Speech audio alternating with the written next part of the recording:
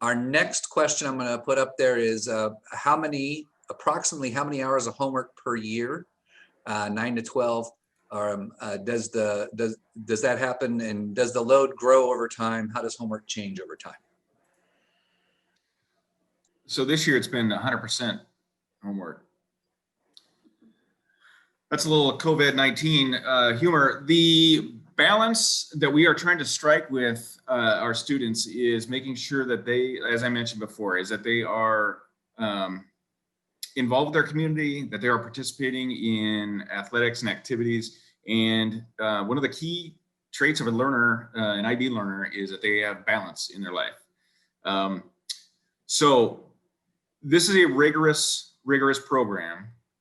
We ask a lot of our students, and there are projects, and there are large-scale assessments and major components of the units of study that need to be completed. They're going to take extra hours.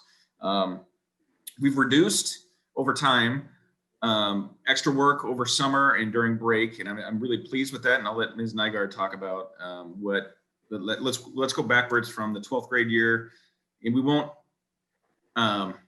worry too much about those decisions that we make to be procrastinators. Let's just focus on just what is actually required, maybe.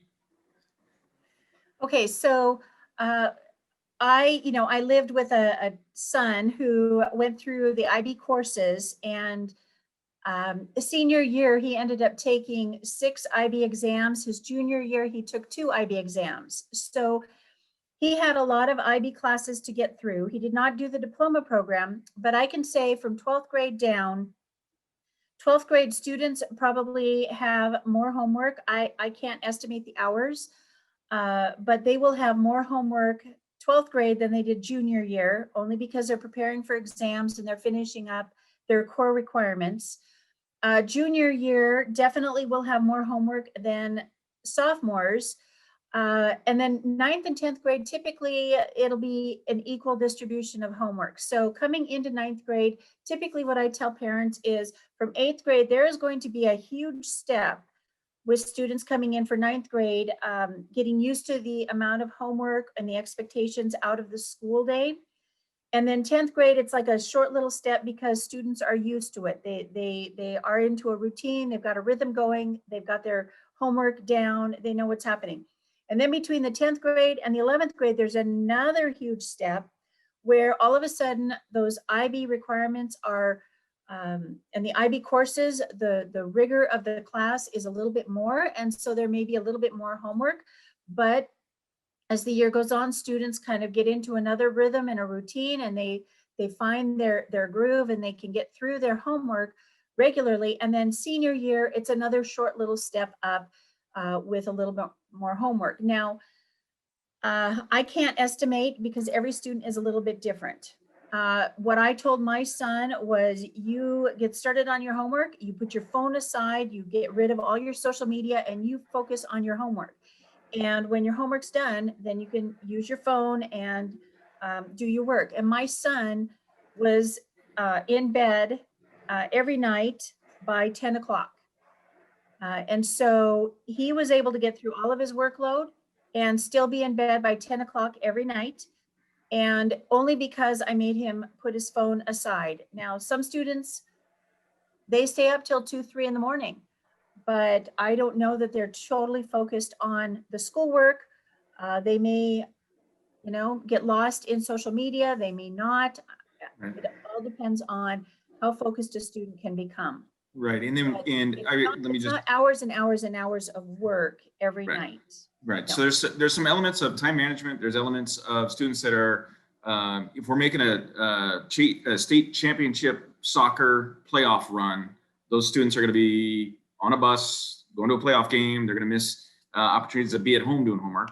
But I'm always amazed at the balance that our students keep. And I would say also with that, you can expect homework on a daily basis in math and English coming into the 9th grade. Math, English, and science, perhaps, right? There are labs and that kind of thing, and that's why it's difficult to project how much homework a student's going to have in robotics or mechatronics or in the digital arts. It's just difficult to predict. So what you can do is count on homework in about 3 subject areas a night. It's always great to study. It's always great to spend that, just having that self-discipline to study for at least 45 minutes per night, and always being ready for the next step. So I think we beat that question up pretty good, Mr. Duncan. Okay, a question here, and I might start out with this one here. There was a question about, can students at River take AP classes if they opt not to choose IB? How does Running Start fit with AP or IB? So I'll take a stab at that one if people are okay. There are some schools that offer both AP and IB classes. Columbia River does not. We are the district's IB magnet. So if a student chooses to take or is interested in taking AP classes, they need to attend one of the other comprehensive high schools to do that. We do allow students to take AP exams. There are some of the IB courses that lend themselves more toward the work that a student would need to do and student need to know for an AP exam. And some students prepare individually also for those AP exams. So they can't take an AP class here at River because we offer the IB program. How does Running Start fit with AP or IB? Running Start is a program that typically is through our local college, Clark College, and that is available for students in their junior or senior year. We do have some students who choose to take some IB courses and then also take some Running Start courses as well, kind of a combination, and students certainly can choose to do that. The Running Start courses are college level courses. They're held at Clark College. And so,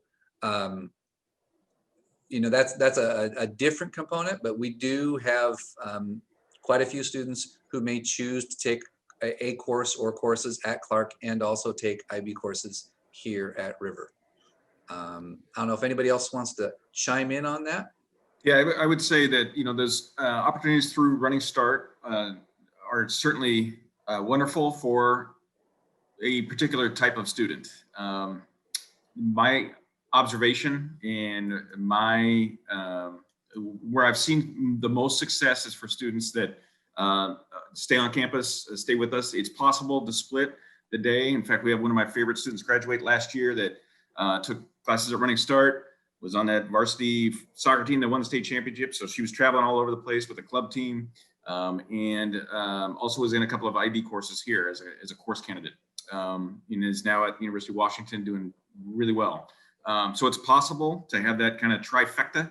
However, there are only so many hours in the day, and keeping track of assignments, keeping track of relationships that you have with the staff on campus here that's going to support you. That you have options, and it's the same is true with our AVID elective as well. It's possible to take AVID and IB. It's possible to take AVID, Running Start, and IB. It's just a matter of making certain that you're making informed decisions and not overextending yourself. That's always my worry. And again, that's not a decision you need to make tonight or in the month of January coming up. We have some time to really evaluate those programs.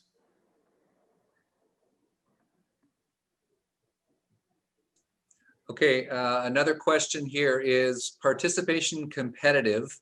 Specifically, is enrollment in specific classes the student is interested in typically hard to get into? I will take that one. No, what happens is when we accept students into the IB Magnet program, they will all take the honors level English, they will take an honors level math course and honors level biology. And a seat is held for all of our students that come in as an IB applicant, and they will fill those classes first. And then after that, if we have students that want to take some of the honors classes, if there is space available in those classes, then we will put them in those classes. I think that answers the question.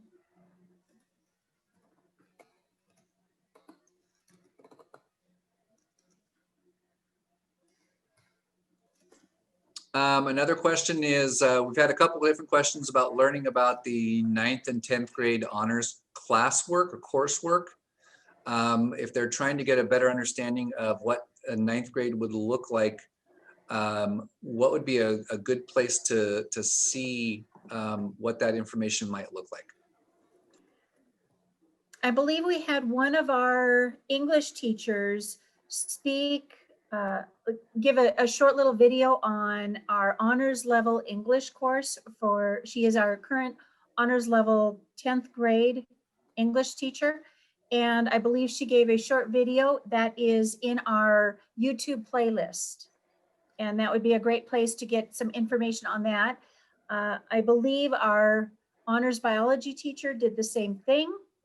And they may have lumped their information in the IB biology rather than breaking it up into the honors level biology. Rather, they probably went through the whole 9th through 12th grade science sequence that students are able to take.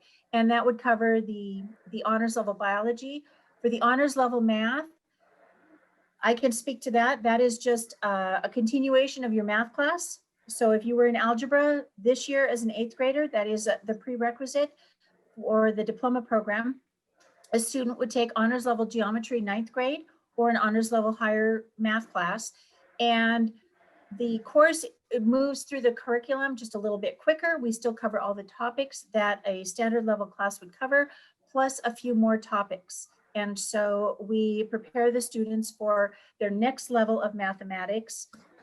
And the same thing with the English and biology. We're just preparing the students for the next level and getting them ready for the IB their junior year.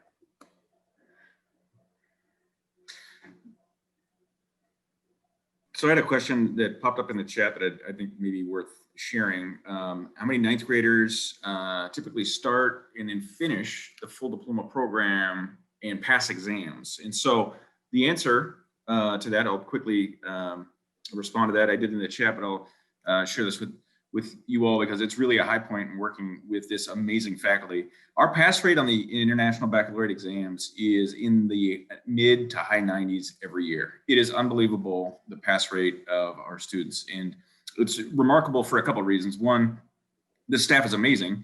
And the staff, we have several members of our staff that are involved directly with the IB as exam readers. And there's a variety of opportunities that we have to get kind of the inside track on the preparation. It's an amazing, amazing faculty. I can't say enough about how prepared this group is in anticipating how we can best prepare our students for the International Baccalaureate exams. And then that is quite evident as our students go on and do wonderful things in the community near and far, in whether they go to the Ivy League, or whether they're in the armed forces, or whether they're researching at university level. We just have an amazing, amazing community, and it's worth digging in and watching those YouTube videos. It's also worth digging into the preparation, or the materials that Ms. Nygaard and Ms. Parker prepared.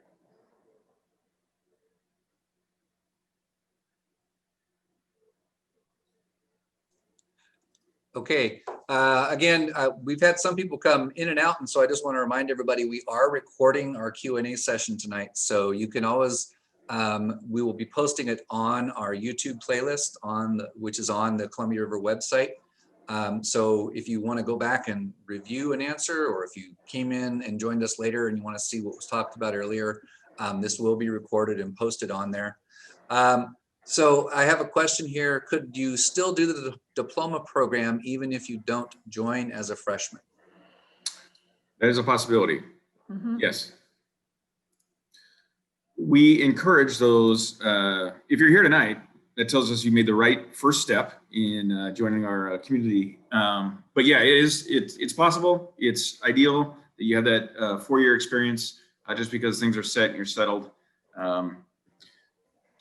Changing schools is difficult. The research out there is quite clear that when you switch schools, your grades typically will take a dip, at least one grade level, A to B, B to C, in at least one course. So be mindful of that. We want you to lock in, and we certainly want you to lock in here with us.